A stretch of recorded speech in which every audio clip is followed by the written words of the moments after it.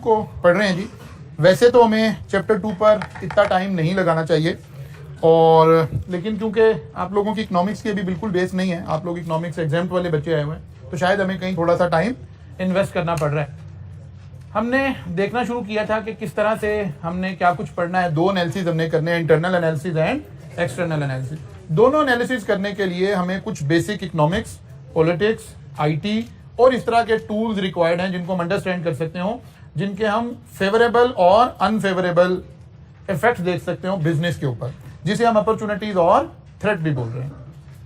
फिर इसके अंदर हमने सबसे पहले तो समझा कि यार एक इकोनॉमिक साइकिल क्या होगा और इसके अंदर किस तरह से चीजें मूव हो रही होंगी और क्या क्या टर्मिनोलॉजी यूज हो रही होगी, और इसका नतीजा हमने ये निकाला था कि ऐसे जो ये डॉटेड लाइन है जिसे हम ट्रेंड लाइन बोलते हैं, इकोनॉमी ऐसे स्ट्रेट लाइन में मूव नहीं करती है। अल्टीमेटली इकोनॉमी को मूव करना है अपने साइकिल के दरमियान ही। हाँ, हम एज अ गवर्नमेंट कुछ इंटरवीन कर सकते हैं, कुछ चीज़ों को हम चेंज कर सकते हैं, कुछ एरिया को हम एक्सटेंड कर सकते हैं, कुछ को शॉर्ट कर सकते हैं। तो ये वाली सारी बातें हम यहाँ देख रहे हैं। फिर हमने कहा कि इकोनॉमिक एनवायरनमेंट 2 तरह का होगा, micro economic and macro economic होगा। फिर हम आगे चले, हमने इकोनॉमिक इंडिकेटर की बात की। हमने कहा 3 तरह की बातें हो सकती हैं, लीडिंग इकोनॉमिक इंडिकेटर हो सकते हैं, लैगिंग हो सकते हैं और कोइंसिडेंट हो सकते हैं। लीडिंग का मतलब है जो शुरू में चेंज होंगे, जब चेंज हो रहे होंगे तो सब लोग ये कह रहे होंगे यार ये कोई तेल थोड़े निकल आया, ये क्या हो गया इस वक्त, ऐसे ये तो ऐसे कर रहे हैं। नहीं, ये आपको सब्जेक्ट भी यही पढ़ा रहा है कि ये चीजें पहले चेंज होंगी, फिर रियल चेंज आनी शुरू होगी बाद में, और कुछ चीजें जो साइमल्टेनियसली साथ साथ चेंज होंगी। फिर हम और आगे चले, हमने इनको थोड़ा सा एक्सप्लेन कर दिया, और फिर हमने देखा कि जो हमारा इकोनॉमिक साइकिल है, हम एक्सपेंशन किसको कह रहे हैं, कॉन्ट्रैक्शन किसको कह रहे हैं, इकोनॉमिक साइकिल से रिलेटेड कुछ बातें आ गई थी। फिर हमने स्टॉक मार्केट से रिलेटेड कुछ बातों को स्टडी करना शुरू किया, मार्केट कैपिटलाइजेशन को डिफाइन किया, फिर free float and full cap method को थोड़ा सा अंडरस्टैंड किया। फिर हमने इंडेक्स को देखा कि डिफरेंट इंडेक्स क्या है। आजकल स्टॉक मार्केट क्योंकि थोड़ा मूव ले रही है, तो आपको नजर आ रहा होगा जी 100 इंडेक्स में इतना इजाफा हो गया, या KSE 30 में इतना इजाफा हो गया, ऑल शेयर में इतना इजाफा हो गया। ये मैयर करने को हमने ये असल में पढ़ाया इसीलिए जा रहा था कि जो ये न्यूज आ रही हो तो एक चार्टर्ड अकाउंटेंट को पता तो चल रहा हो ना कि वो कह रहे हैं 100 इंडेक्स में 1700 पॉइंट का इजाफा हो गया, तो व्हाट डज इट मीन्स। तो इतना सही हमें पढ़ना है, और हमें इंडेक्स को समझना नहीं है, इंडेक्स को कुछ और हमें करना नहीं है, बल्कि न्यूज को हम समझ सकते हैं। फिर इन्फ्लेशन को हमने देखा, फिर हमने पर्सनल इनकम को देखा कि मसलन हमने कहा जी डिस्पोजेबल इनकम क्या है और डिस्क्रिशनरी इनकम क्या है। मसलन कल गवर्नमेंट की एक कमेटी के अंदर एक बात हुई कि इनकम टैक्स रेट को चेंज कर दिया जाए, दोबारा वहां लेकर जाया जाए जहां 2018 में मौजूद थे। 2018 में इनकम 12 लाख तक की इनकम एग्जेम्प्ट थी सैलरीड क्लास को, यानी एक शख्स जो 1 लाख रुपया पर मंथ कमा रहा था उसकी इनकम एग्जेम्प्ट थी। तो दोबारा ये प्रपोजल डिस्कस हो रही थी, इसको फिर 4 लाख पर हम ले आए थे, तो इसको फिर दोबारा एग्जेम्पशन को इंक्रीज करके 12 लाख पर ले जाने की बात हो रही है। लेट्स अज्यूम ये इंप्लीमेंट हो जाती है, तो अब हमारा सब्जेक्ट हमें सिखा रहे हैं, हम फौरन समझेंगे अच्छा जी हमारी डिस्पोजेबल इनकम बढ़ गई है क्योंकि स्टैट्यूटरी ऑब्लिगेशन हमारी क्या हो गई है, रिड्यूस हो गई है। ठीक है ना, हम इस मकसद के लिए सारा कुछ सीख रहे हैं। फिर हमने गवर्नमेंट पॉलिसीज के अंदर 2 पॉलिसीज को देखा कि गवर्नमेंट को इकोनॉमी को इंटरवीन करने के लिए गवर्नमेंट के पास 2 पॉलिसीज हैं, एक मॉनेटरी पॉलिसी है और एक फिस्कल पॉलिसी है।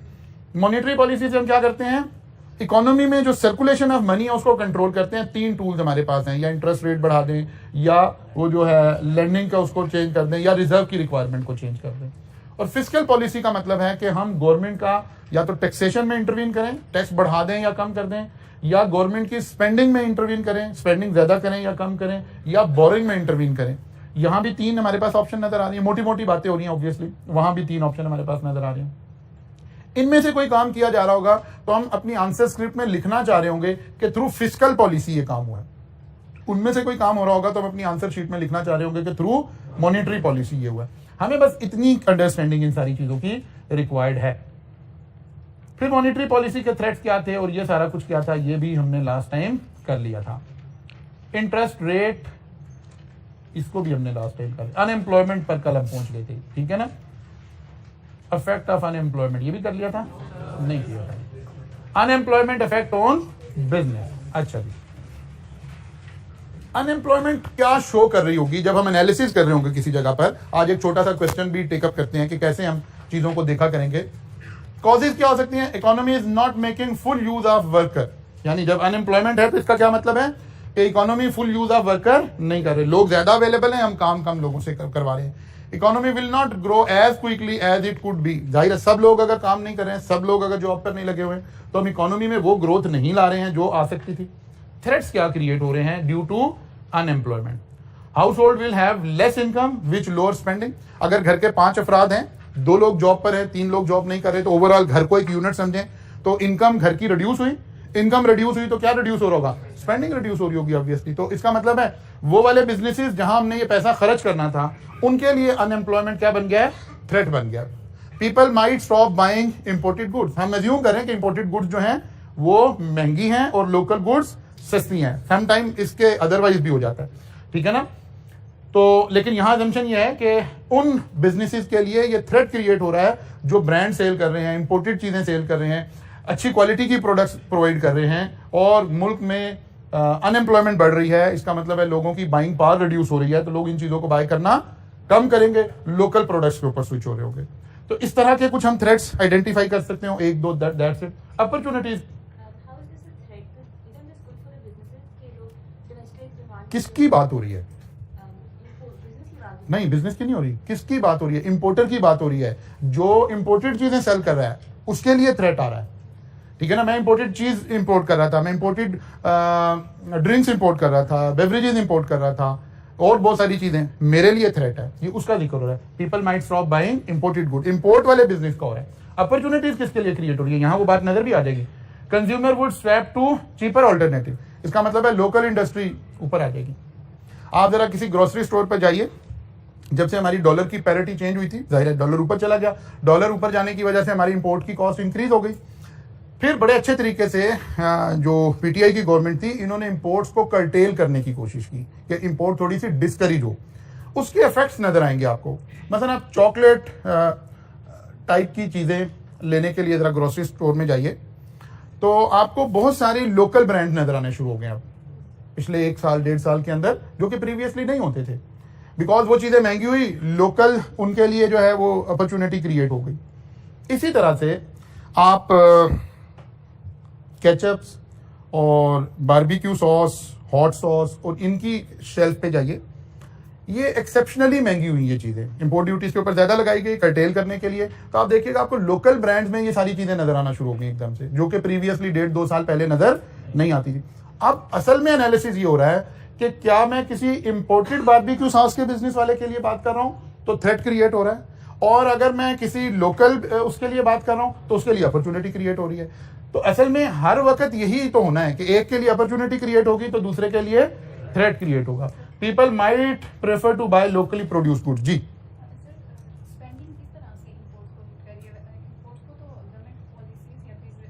इंपोर्ट को नहीं हिट कर रही, नहीं इंपोर्ट को नहीं। एक शख्स के पास 500 रुपए हैं और उसे 2 सॉस परचेज करनी है, वो देखता है इंपोर्टेड सॉस तो 700 रुपए की एक आ रही है, वो लोकल पे जाता है, देखता है हाँ यार ये 2 आ जाएगी, क्या खरीदेगा?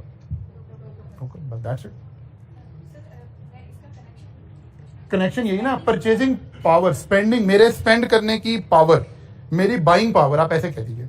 स्पेंडिंग को दूसरा लफ्ज ऑल्टरनेटिव क्या कह सकते हैं? Buying power. अगर मेरी बाइंग पावर इंक्रीज हो रही है तो फिर मुझे क्या लग रहा होगा, यार नहीं यार लोकल चीजें नहीं लेनी चाहिए, इंपोर्टेड चीजें ज़्यादा अच्छी है। और अगर रिड्यूस हो रही है तो फिर मैं शुरू में ऐसे समझा रहा हूँ यार एक ही बात है, वैसे इतना फर्क तो कोई नहीं होता, ठीक है ना। तो ये वो वाली बात हो रही है। लो पे वर्कर विल बी अवेलेबल। एक अपॉर्चुनिटी ये भी है बिजनेस के लिए कि जाहिर है अगर अनएम्प्लॉयमेंट है तो वर्कर कम पैसों के लिए भी आने के लिए तैयार हो जाएगा। हम यहाँ ज्यूम कर रहे हैं, हमारे यहाँ तो खैर है ही ऐसा, ज्यूम करने की जरूरत नहीं है कि कोई रूल्स, मिनिमम वेज का कोई रूल अवेलेबल नहीं है। अदरवाइज दुनिया भर में मिनिमम वेज का, दुनिया भर में हमारे यहाँ भी है। जैसे कहा गया कि जी मिनिमम वेज हम 25,000 करने जा रहे हैं। अब सॉरी, सीए के बच्चे वेजेस में नहीं आते, उन्हें स्टाइपेंड मिल रहा होता है, ठीक है ना। तो आपको इसलिए साथ आपको लॉ के सब्जेक्ट भी पढ़ाए जाते हैं ताकि आप देखें कि आप वेजेस में फॉल करते हैं कि स्टाइपेंड में फॉल करते हैं, ठीक है ना। अच्छा जी, लो पे वर्कर विल बी अवेलेबल। अगर लॉ कह रहा है 25,000 मिनिमम सैलरी है, वर्कर अनएम्प्लॉयड है, वो कहते हैं सर आप मेरे से साइन 25,000 पे ले लेना, मुझे 20 पे ही रख लो। ये वाली बात डिस्कस हो रही है। अच्छा जी, कुछ चीजें हमने अंडरस्टैंड की। अच्छा ये तो यही आ गया, साथ ही आ गया। ओके, चले आपने अभी इसको नहीं पढ़ना, सिर्फ ऊपर वाले एरिया को पढ़ना है। ये एक पहला केस स्टडी हम देखते हैं कि हमें क्या कहा जा रहा है। जरा ऊपर वाले एरिया को पढ़िए। Following information refers to hypothetical economy, कि हमने एक फर्जी इकोनॉमी अज्यूम कर ली है जिसके 3 साल आपसे डिस्कस किए जा रहे हैं। एक जीडीपी ईयर 1, ईयर 2, ईयर 3, ठीक है ना, ऐसे अगले साल आ रहे हैं, ठीक है। पहले साल जीडीपी 1000 बिलियन थी, फिर 1100 बिलियन हो गई, फिर 1220 बिलियन हो गई। इसका मतलब है जीडीपी इंक्रीज करे। Consumer price index means inflation. Inflation अगर 100 थी, क्योंकि इंडेक्स है ना, अगर उसको बेस रेट हमने लगा दिया 100, जो चीज ईयर 1 में 100 रुपीज की मिल रही थी, ईयर 2 में 110 की मिल रही है, और वही चीज ईयर 3 में 132 की मिल रही है। इसका मतलब है ये इन्फ्लेशन बता रहा है। इसको लिखने का दूसरा तरीका भी हो सकता था, हम 1 लिखते, 1.1 लिखते और 1.32 लिखते, ये भी एक ही बात थी। ओके, अनएम्प्लॉयमेंट 8.9% थी अनएम्प्लॉयमेंट, रिड्यूस होकर 6.2% हो गई, फर्दर रिड्यूस होकर 3.5% हो गई। करंट अकाउंट बैलेंस, वो जिसको हम क्या कहते हैं, ट्रेड डेफिसिट, ट्रेड डेफिसिट -4% था ट्रेड डेफिसिट, जो कि बढ़कर -4.5% हो गया, जो कि फर्दर बढ़ के -5.5 हो गया। वो कहता है justify an appropriate monetary policy. वो कहता है बताइए, गाइड करें कि मॉनिटरी पॉलिसी क्या होनी चाहिए for this economy. Support your answer with reference to the economic indicator provided. अब अगर एग्जामिनर एक अच्छे लेवल का सवाल बनाए, जो कुछ हमने अब तक पढ़ा है, तो ये एक बेस्ट क्वेश्चन हो सकता है इस सारे का एनालिसिस करने के लिए। आपने अभी नीचे बिल्कुल नहीं पढ़ना, यहीं अपने आप को रखना। सॉरी, करंट अकाउंट डेफिसिट, ये वैसे अभी इससे अगली स्लाइड में हम ये पढ़ने लगे हैं, वही पढ़ने लगे हैं। हाँ, बैलेंस ऑफ पेमेंट। अभी फिलहाल मैं ऐसे हल्का सा आपको बता देता हूं। करंट अकाउंट डेफिसिट का मतलब ये है कि हमने कितनी चीजें इंपोर्ट की और कितनी चीजें एक्सपोर्ट की। इसका जो डिफरेंस है, इसके फर्क को हम बोल रहे हैं। थोड़ा सा रिफाइन करके आगे चल के बात करते हैं। वो कहते हैं क्या करें जी, मॉनिटरी पॉलिसी सजेस्ट करें। Monetary policy means interest rate या रिजर्व रिक्वायरमेंट या बोरिंग का, वो ठीक है ना, वो वाला। इसका मतलब मेनली हमने इंटरेस्ट रेट की बात करनी है। आपके ख्याल में इकोनॉमी कहां खड़ी है? इकोनॉमिक साइकिल में अगर हम इसको देखें तो इकोनॉमी कहां जा रही है? पीक पे जा रही है, यानी इकोनॉमी ग्रो कर रही है। ग्रो करने का मतलब था जीडीपी बढ़नी चाहिए, बिल्कुल बढ़ रही है। इन्फ्लेशन भी बढ़नी चाहिए, अगर इकोनॉमी तरक्की कर रही है तो इन्फ्लेशन भी बढ़नी चाहिए। और इन्फ्लेशन अगर थोड़ा ज्यादा तेजी से बढ़ रही है, जैसे यहां से यहां देखें, तो इसका मतलब है कि हमें इंटरवीन करने की जरूरत भी है, वरना चीजें इतनी ज्यादा महंगी हो जाएंगी कि ये वाली ग्रोथ हमें रिक्वायर्ड नहीं है। फिर एक और बड़ा साइमल्टेनियसली साथ साथ इंडिकेटर जो नजर आना चाहिए था, अगर इकोनॉमी तरक्की कर रही है तो फिर इन्फ्लेशन रिड्यूस होनी चाहिए, वो अनएम्प्लॉयमेंट रिड्यूस होनी चाहिए थी।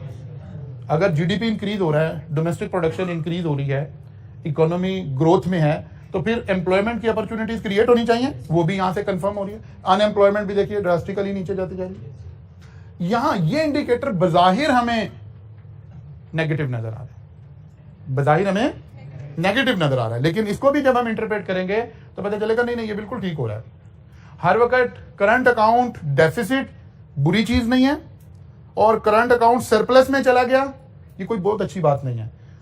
इकोनॉमी को टोटलिटी में देखेंगे तो पता चलेगा क्या हो रहा है।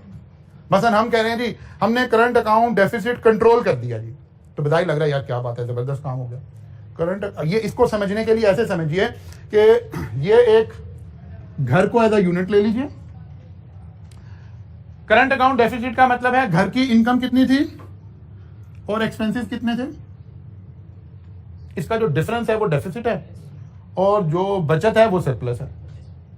तो हमने कहा जनाब पिछले महीनों में हमारे घर में जो मसला चल रहा था, इनकम कम थी, एक्सपेंसेस ज्यादा थे, तो घर का चार्ज दूसरे भाई के वाले कर दिया गया, या फादर से लेके मदर के वाले कर दिया गया।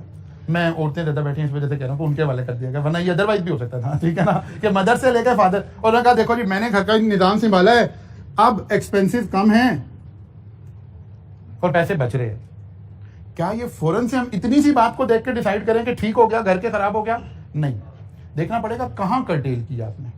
मतलब हो सकता है यहां इनकम कम थी, एक्सपेंसेस ज्यादा थे, लेकिन आप घर में कोई रेनोवेशन करवा रहे थे या एक न्यू घर बन रहा था, कोई कैपिटल एक्सपेंडिचर हो रहे थे, तो ऑब्वियस सी बात है इनकम से तो ज्यादा, ये तो सेविंग में से पैसे जाने थे, तो एक्सपेंसिव ज्यादा ही हो रहे होंगे। अगर मुल्क में इकोनॉमी तरक्की कर रही है, इंडस्ट्री लग रही है, डैम बन रहे हैं, कुछ सड़कें बन रही हैं, कुछ सी पैक हो रहा है, तो ऑब्वियसली करंट अकाउंट डेफिसिट तो आएगा फिर।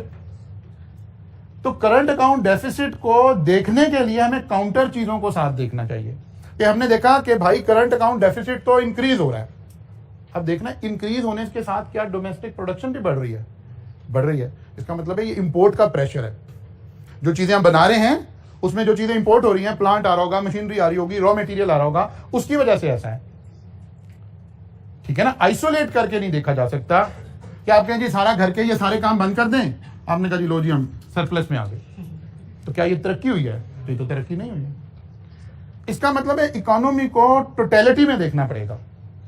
इसीलिए उसने इस इलस्ट्रेशन के अंदर उसने आपको डिफरेंट इंडिकेटर दिए, जीडीपी का इंडिकेटर दिया, इन्फ्लेशन का इंडिकेटर दिया, अनएम्प्लॉयमेंट का इंडिकेटर दिया, करंट अकाउंट डेफिसिट का, और फिर आपसे सजेस्ट किया कि इन सारों को देखने के बाद आप मॉनेटरी पॉलिसी सजेस्ट करें कि क्या करना चाहिए।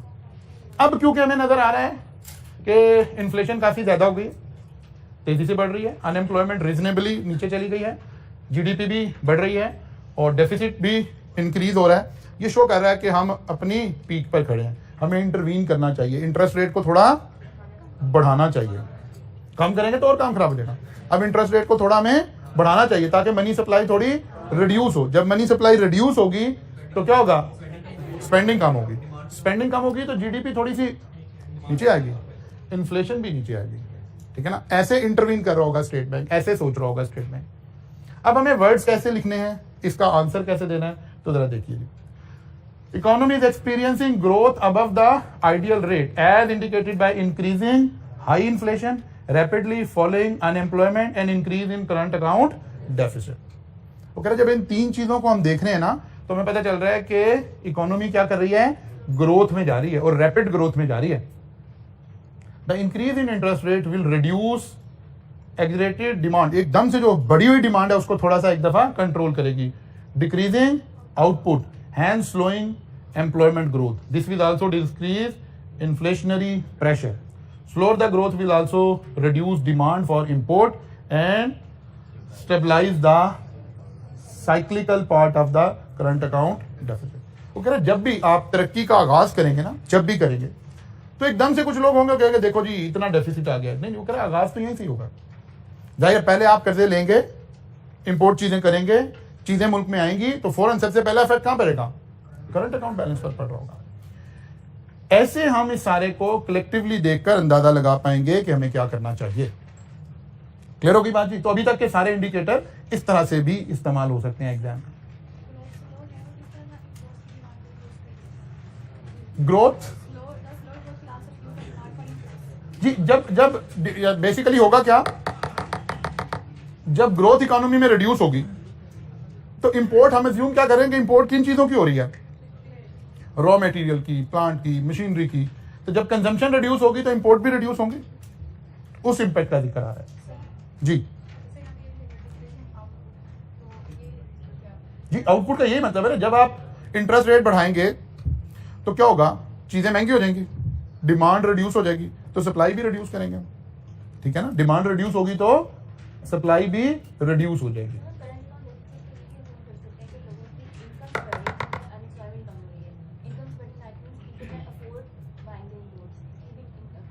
हाँ, यानी हम ये कह रहे हैं ना कि जब भी इकोनॉमी में ग्रोथ आ रही होगी तो इंपोर्ट पर प्रेशर पड़ना शुरू हो जाएगा। उसके पीछे रीजन यही होगी कि लोगों की प्राइसेस, परचेजिंग पावर बढ़ेगी, लोग इंपोर्टेड चीजों पर जाना शुरू हो जाएंगे, लोग गाड़ियां खरीदनी शुरू कर देंगे, लोग मोबाइल खरीदने शुरू कर देंगे। जैसे अभी कल एक न्यूज चल रही है, अगरचे वो भी कंफर्म नहीं है, लेकिन हो सकता है कि पीटीए वाला जो टैक्स है ये भी विड्रॉ कर लिया जाए। तो अब अगर पीटीए टैक्स विड्रॉ हो जाता है तो एकदम से आईफोन कोई तकरीबन 83-84,000 प्राइस उसकी रिड्यूस हो जाएगी, तो डिमांड क्रिएट होगी ना। जब डिमांड क्रिएट होगी, ज्यादा चीजें इंपोर्ट होगी तो करंट अकाउंट बैलेंस क्या होना शुरू हो जाएगा, फर्दर खराब होना शुरू हो जाएगा, फर्दर खराब होना शुरू हो जाएगा। ऑल्दो ये कोई बड़ी अच्छी बात नहीं है कि आप ये महंगे फोन के ऊपर जो है फिर से आप टैक्स जो है वो रिड्यूस कर दें, ये कोई बड़ी अच्छी बात नहीं। हो सकता है मुझे जाती हैसियत में तो अच्छा लगे, मेरा भी मोबाइल सस्ता हो जाएगा, लेकिन यह क्या है कि ओवरऑल हमें क्या सोचना चाहिए, ओवरऑल हमें कैसे देखना चाहिए। तो ये कोई बड़ी अच्छी प्रपोजल नहीं है कि आप पीटीए का टैक्स जो है विड्रॉ कर लें। जी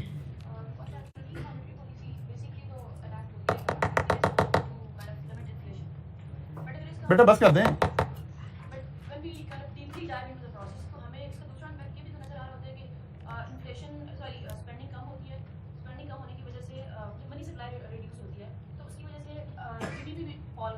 बिल्कुल ऐसे जी, यही तो हम कह रहे हैं। असल में ये सारा थीम ही है। मैं वापस आपको इसीलिए ग्राफ पर लेकर जा रहा हूँ कि असल थीम, जो बुनियादी थीम है ना, पहले उसको दोबारा ध्यान में लाइए। हम ये कह रहे थे कि जब भी इकोनॉमी कहीं खड़ी है ना, तो ऐसा मुमकिन नहीं है कि हम इकोनॉमिक्स में एक ही जगह खड़े रहेंगे। हमें डिसाइड करना है कि कब ये इस वक्त जो क्वेश्चन अंडर डिस्कशन हमारा चल रहा है, हम इस फेज से गुजर रहे हैं, एक्सपेंशन के फेज से गुजर रहे हैं। जीडीपी बढ़ रही है, इन्फ्लेशन भी बढ़ रही है और अनएम्प्लॉयमेंट रिड्यूस हो रही है। अब ऐसे हम जा रहे हैं, हम कह रहे हैं यहां अब हमें इंटरवीन करना चाहिए ताकि ये यहां से वापस आए। हम खुद रिसेशन क्रिएट कर रहे हैं, मॉनेटरी पॉलिसी के जरिए हम खुद रिसेशन कर रहे हैं। इसका मतलब ये नहीं है कि हम रिसेशन को दावत दे रहे हैं, हम ये कह रहे हैं कि यहां थोड़ा इंटरवीन करते हैं ताकि थोड़ी सी चीजें स्टेबल हो, फिर भले दोबारा ऊपर जानी शुरू हो जाए। लेकिन अगर बिल्कुल ऐसे लाइन में जाना शुरू हो गई तो फिर तो ये आउट ऑफ कंट्रोल हो जाएगी। ट्रेंड लाइन को तो हम फॉलो नहीं कर सकते।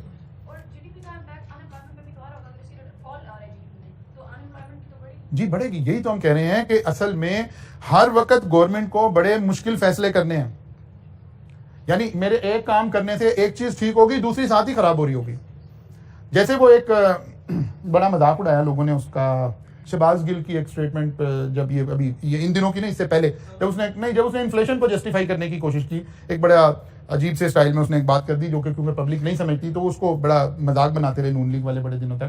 तो उन्होंने कहा जी, जब आप गाड़ी को स्पीड देते हैं तो पेट्रोल ज्यादा खर्च होता है, तो क्योंकि इकोनॉमी बड़ी तेजी से तरक्की कर रही है इसलिए इन्फ्लेशन आ रही है।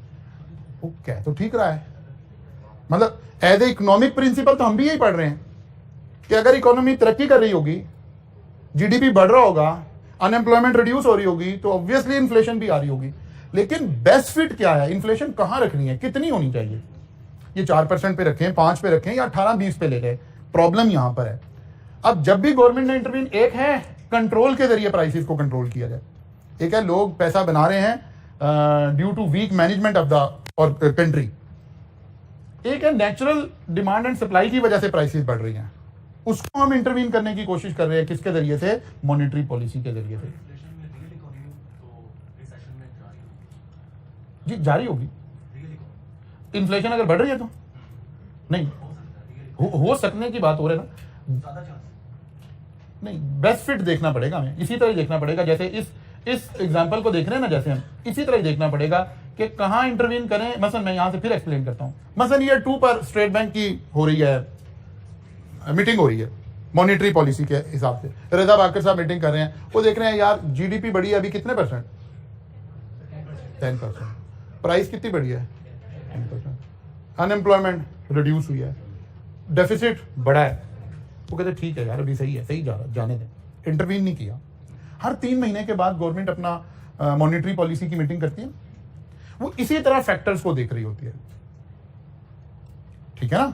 ईयर 1 के एंड पर जब मीटिंग आई, वहां कहा ठीक है यार अभी सही जा रहे हैं, जाने दें, इन्फ्लेशन अभी कंट्रोल में है, कोई बात नहीं। लेकिन ईयर 1 के एतबार से ईयर 3 में 32% इन्फ्लेशन हो गई, बेस रेट अगर ईयर 1 रखें। अब हमने कहा यार ये तो हाइपर इन्फ्लेशन की तरफ हम जाना शुरू हो गए, वी हैव टू इंटरवीन। ऐसे फैसले हो रहे होते हैं, ऐसे चल रहा होता है निजाम। यकीनन हम एक चीज छेड़ते हैं, उसके साथ पॉजिटिव चीज भी खराब हो जाती है। ये ऐसे ही है, फितरत का निजाम ऐसे ही है। आप ये मिनरल वाटर जब बना रहे होते हैं, जब ये नेस्ले और ये सब कुछ कर रहे होते हैं, जब इसे आरओ करते हैं, उसमें से गुड मिनरल भी निकल जाते हैं, बैड भी निकल जाते हैं, फिर आप उसमें गुड दोबारा ऐड कर लेते हैं। तो ऐसे ही है, जब आप इंटरवीन करेंगे कुछ पॉजिटिव चीजें भी खराब हो रही होंगी, तो आपने बेस्ट फिट क्रिएट करना है हमेशा। अच्छा जी आगे चलते हैं। Balance of payment.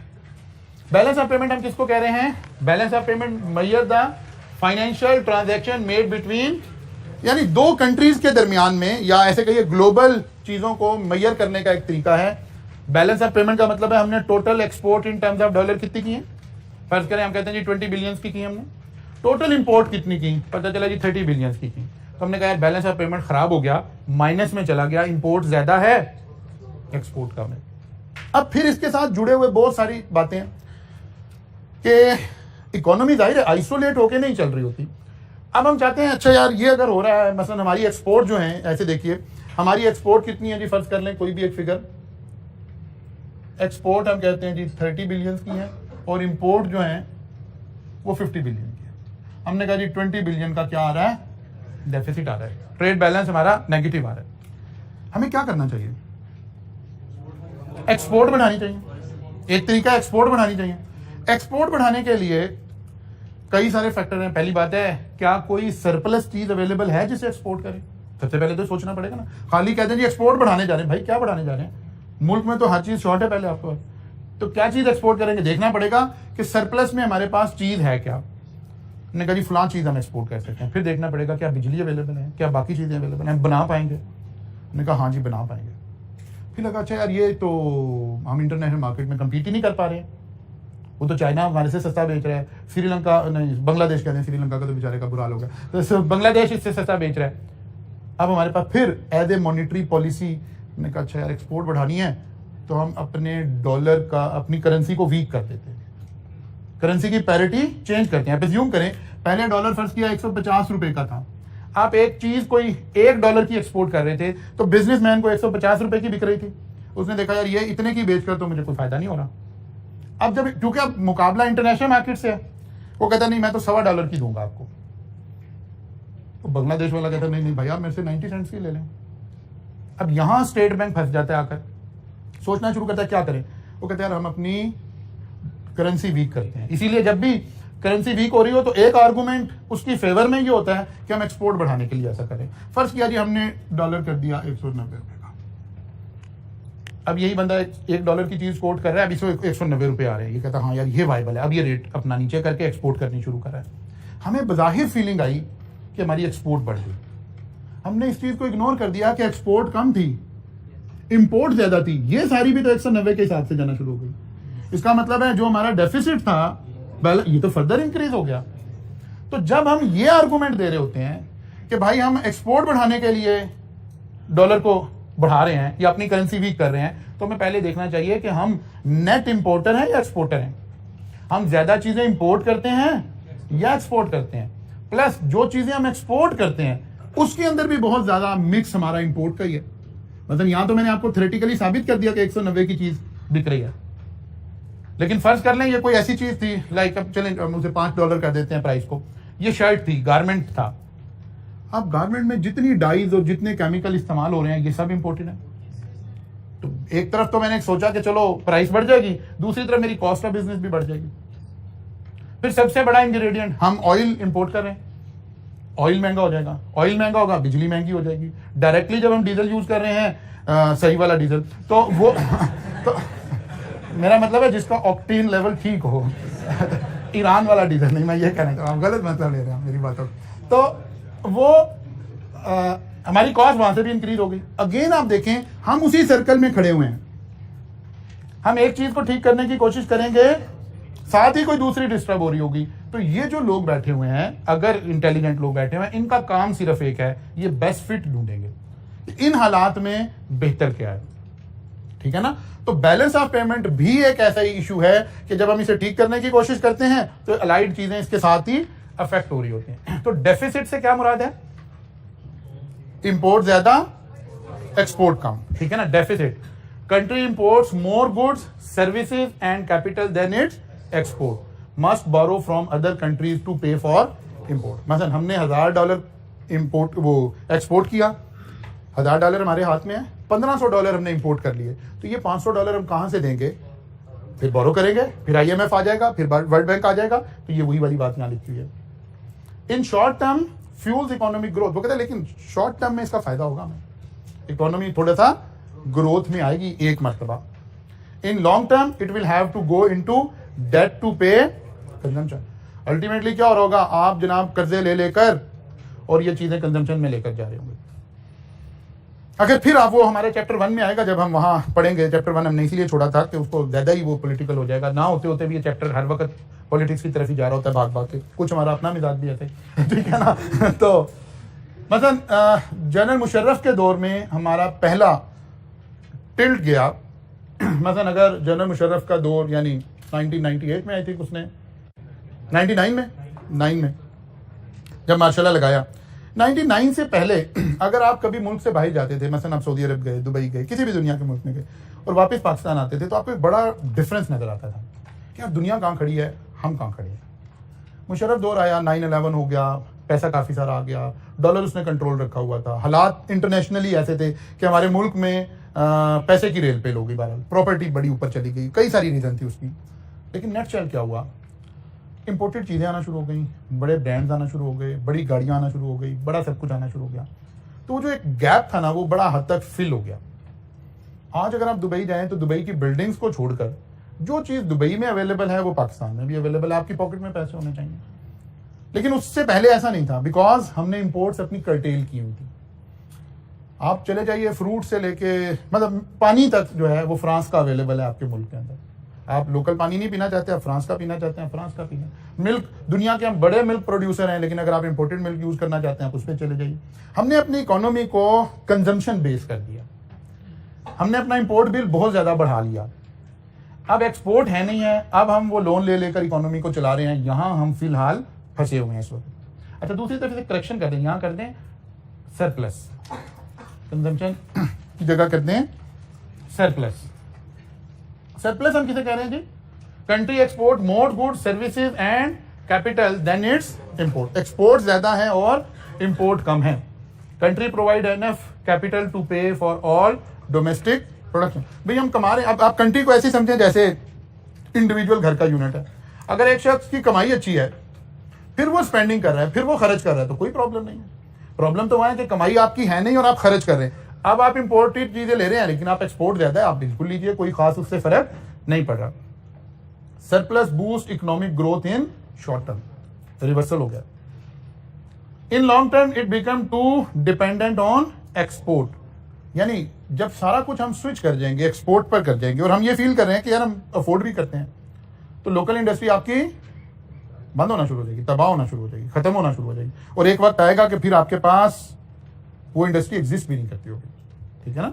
अगर आप ये फोकस नहीं करेंगे कि मेरी इंडस्ट्री ना बंद हो जाए, तो फिर बहुत सारी ऐसी छोटी छोटी इंडस्ट्री आपको मुल्क के अंदर नजर आएंगी जो आज एग्जिस्ट ही नहीं करती है। एक वक्त हमारा कॉटेज इंडस्ट्री थी।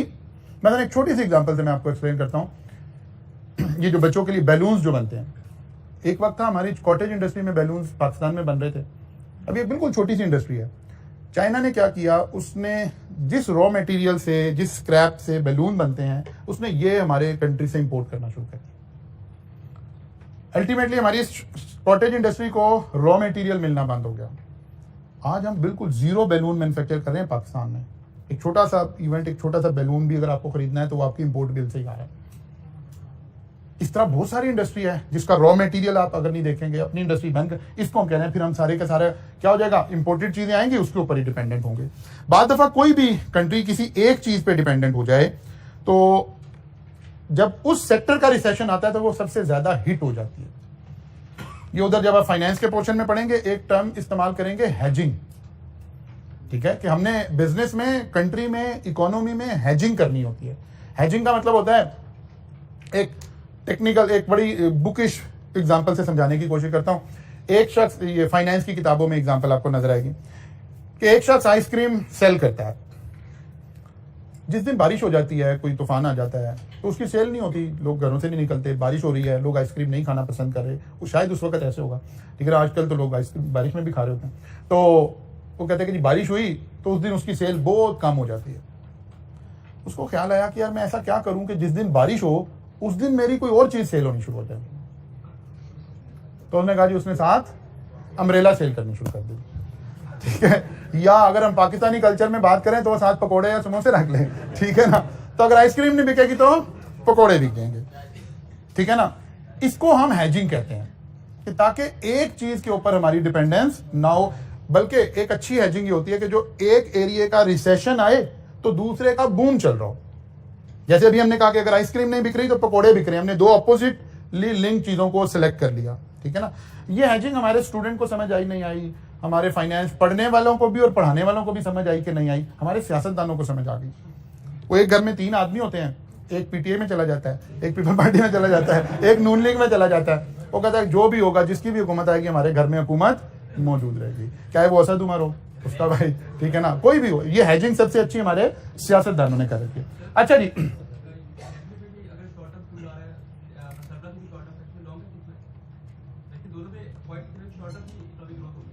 जी शॉर्ट टर्म इकोनॉमिक ग्रोथ यहाँ तो इस वजह से हो रही है ना कि आप पैसा कमा रहे हैं।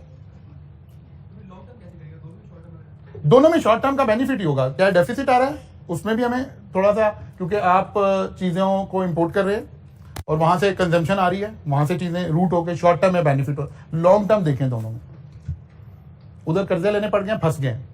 इधर हमें सिर्फ एक हो गया कि हम जरा एक्सपोर्ट डिपेंडेंट हो गए हैं बस। जाहिर है हमारा एक्सपोर्ट ज्यादा है तो हमारा सारा फोकस कहाँ चला गया, एक्सपोर्ट पे चला गया। ठीक है ना। श्रीलंका जो फंसा हुआ है उसके एक फंसने की, जहाँ पॉलिटिकल हालात हैं, जहाँ बहुत सारी बातें हैं, वो सारा कुछ अपनी जगह पर है, लेकिन उसकी एक रीजन क्या है, श्रीलंका की इकोनॉमी का भी एक बड़ा सेक्टर जो था वो टूरिज्म था। कोविड की वजह से टूरिज्म बुरी तरह अफेक्ट हुआ, तो वो जो पिछले 1.5-2 साल का इंपैक्ट आ रहा था वो भी अकोमोडेट हो रहा था, फिर बाकी उनके पॉलिटिकल और बाकी सारी बातें भी। अच्छा जी, बैलेंस ऑफ पेमेंट वो कहते हैं कि हम 3 तरह से पैसे को देखते हैं, बैलेंस ऑफ पेमेंट को। जैसे हम एक लफ्ज यूज कर रहे थे, करंट अकाउंट डेफिसिट, ठीक है ना। इकोनॉमी में हम ज्यादा लफ्ज यूज कर रहे होते हैं, current account deficit. Current account deficit क्या करता है, major countries import and export of goods and services. Goods and services, कितनी गुड्स एंड सर्विसेज हमने इंपोर्ट की और कितनी गुड्स एंड सर्विसेज हमने एक्सपोर्ट की, इसको मेजर कर रहे होते हैं। अगर सरप्लस में आ गया तो हम कहते हैं करंट अकाउंट सरप्लस क्रिएट हो गया, और अगर डेफिसिट में है तो डेफिसिट में। फिर एक आ जाता है, एक हम टर्म यूज करते हैं capital account. Capital account is where all international capital transaction are recorded. This refers to the acquisition and disposal of non financial asset, physical asset. ये इस तरह की चीजें इसके अंदर आ रही। Non financial asset, physical asset such as land and non produce asset, drilling rights. क्या मतलब, अगर लैंड खरीदी और बेची जा रही है, या हमने जो इस तरह के राइट सेल किए, जैसे हमारे पास ड्रिलिंग राइट। ड्रिलिंग राइट का क्या मतलब हो गया, आपने किसी इंटरनेशनल कंपनी को ये राइट सेल किया कि आप पाकिस्तान में आके ऑयल एक्सप्लोरेशन करें, या ये जो गोल्ड की रिकोटिक वाले जो कॉन्ट्रैक्ट थे, इनसे भी तो पैसा आ या जा रहा है ना, ये हम इधर नहीं ट्रीट कर रहे हैं, इसको हम इधर लेकर आ रहे हैं। अगर तो लैंड हमने कोई बेची है या खरीदी है किसी मुल्क में, कोई इस तरह की सिचुएशन थी, या फिर हमने कोई ड्रिलिंग राइट, ट्रेडमार्क्स या कॉपी राइट्स कोई क्रिएट हुए, इन ट्रांजैक्शन को देखें कि ये हमने बेची कितनी है और खरीदी कितनी है, तो फिर हम कहते हैं कैपिटल अकाउंट में सरप्लस या डेफिसिट क्रिएट हो गया।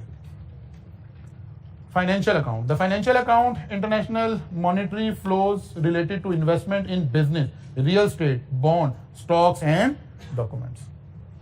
इसका मतलब है यहां हम देख रहे होते हैं कि हमारे बिजनेस में कितना लोगों ने पैसा खरीद इन्वेस्ट किया। अब अक्सर ये आजकल बल्कि बड़े अच्छे दिन हैं ये सुनने के लिए, ये न्यूज़, क्योंकि आपको इस सब्जेक्ट में अपने आप को रिलेट करना है। अब स्टॉक मार्केट क्योंकि मूव ले रही है, या पॉजिटिव या नेगेटिव जब आ रही हो, तो फिर आपको रोज खबर आ रही होगी कि आज इतने फॉरेन इन्वेस्टमेंट हमारे मुल्क से चली गई, या इतनी फॉरेन इन्वेस्टमेंट हमारे मुल्क में आ गई। क्योंकि इस वक्त स्टॉक एक्सचेंज ऊपर की तरफ जा रही है, तो आपको कहा जा रहा होगा इतने पैसे स्टॉक एक्सचेंज में फॉरेन इन्वेस्टमेंट आई है। वो इन्वेस्टमेंट हम कहाँ देख रहे हैं, इस अकाउंट में देख रहे हैं। क्योंकि अगर बिजनेस में, रियल स्टेट में, बॉन्ड्स में, स्टॉक्स में इन्वेस्टमेंट आ रही है, तो उसको हम यहां से मेजर करते हैं। लेकिन आमतौर पर जो मेजर ज्यादा बोला और देखा जा रहा होता है वो करंट अकाउंट देखा जा रहा होता है। बात समझ आ गई। करंट अकाउंट में हम गुड्स एंड सर्विसेज, आम गुड्स एंड सर्विसेज देख रहे हैं। हमने टेक्सटाइल, लेदर, फुला फुला फुला फुला कितनी चीजें एक्सपोर्ट की और फिर इंपोर्ट क्या कुछ नहीं किया। ठीक होगी बात। इसके बैलेंस को देखेंगे तो बोलेंगे current account surplus, current account deficit.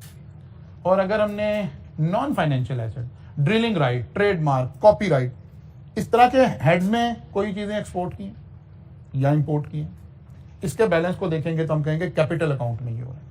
और अगर स्टॉक एक्सचेंज में, शेयर्स में, बॉन्ड में, इस तरह की चीजों में देख रहे होंगे तो फिर क्या कह रहे होंगे, फाइनेंशियल अकाउंट में होगा। जी बोलते इसको बैलेंस ऑफ पेमेंट ही है। हमारे लोगों ने बाहर कितना पैसा इन्वेस्ट किया दूसरे मुल्कों के इन्हीं चीजों में, और दूसरे मुल्कों के लोगों ने हमारे पास कितना किया, इसको बैलेंस ऑफ पेमेंट देखेंगे। सिमिलरली हर एक को ड्यूल एस्पेक्ट में देखेंगे।